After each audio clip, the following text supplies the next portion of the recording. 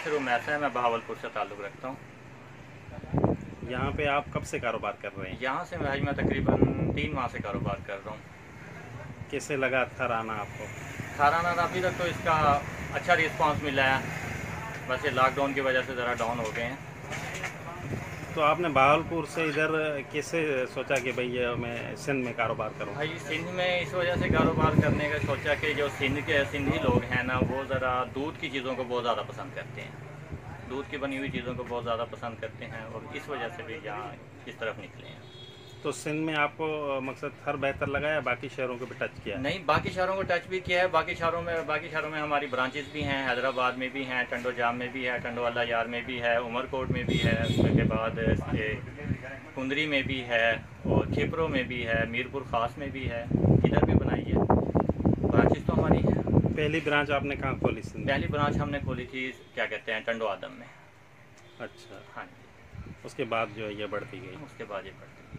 अब कितनी ब्रांचेस हो चुकी हैं टोटल? अब माशाल्लाह हमारी यहाँ पे हैं कोई 25 से 30 ब्रांचेज हैं सिंध में। अच्छा। तो इस कुल्फ़ी को आपने मुल्तानी का क्यों नाम दिया है? भाई असल में इस कुल्फ़ी को मुल्तानी का नाम इसलिए दिया है कि ये पैदाइशी मुल्तान की है, इसकी बेस ही मुल्तान है। मुल्तान वैसे भी औलिया का शहर है, और जो सिंध के लोग हैं वो औलिया को बहुत ज़्यादा मानते हैं, इस वजह से वो इस रिस्पेक्ट के लिहाज से भी इसको ज़्यादा पसंद करते हैं। अच्छा, इसके कारोबार में कामयाबी का राज क्या है आपका? कामयाबी का राज तो भाई जहाँ भी कोई भी कारोबार है उसमें कामयाबी का राज तो मेहनत ही है और ईमानदारी है, नेक नीयत ही है। अच्छी चीज़ डालेंगे, अच्छा टेस्ट बनाएंगे, जब लोग खाएंगे उसको अच्छा ही उसको रिस्पॉन्स मिलेगा। एक बार कुल्फ़ी के बाद लोग कहते नहीं ये महंगी है बहुत, क्योंकि कुल्फ़ी तो 10 रुपये की होती है, वैसे 5 10 रुपये रुपये की होती है, उसमें वो क्या कहते हैं, सामान भी 10 रुपये वाला डलता है। ये कुल्फ़ी जितनी महंगी है उसमें चीज़ भी तो उतनी अच्छी डलती है। अब आप कराची चले जाएँ, दिलपसंद कुल्फ़ी है, उनका कुल्फ़ा 400-1600 रुपये का है, एक गिलास उनका 1600 रुपये, फिर उसमें भी तो कुछ डला हुआ है ना, लोग क्यों खाते हैं 1600 रुपये का। आपने कराची का क्या इंतखाब किया है, कारोबार के लिए सोचा है? नहीं, कराची का अभी तक तो नहीं सोचा, अभी तो बस यही है, जितना कर सकते हैं उसी लिहाज से सोच रहे हैं, उतना ही कर सकते हैं।